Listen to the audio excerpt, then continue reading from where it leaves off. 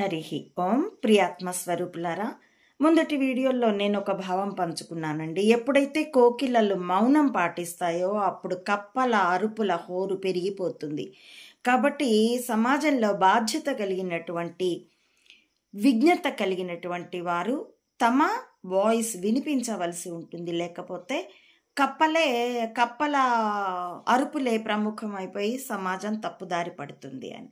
ఇది భృతృహరి శ్లోకం అండి. భావం గుర్తుంది. శ్లోకం ఎక్కడ రాశానో అది మిస్ప్లేస్ అయ్యింది. అప్పటి నుంచి వెతుకుతూనే ఉన్నాను, కనీసం 5-6 సంవత్సరాల నుండి. అది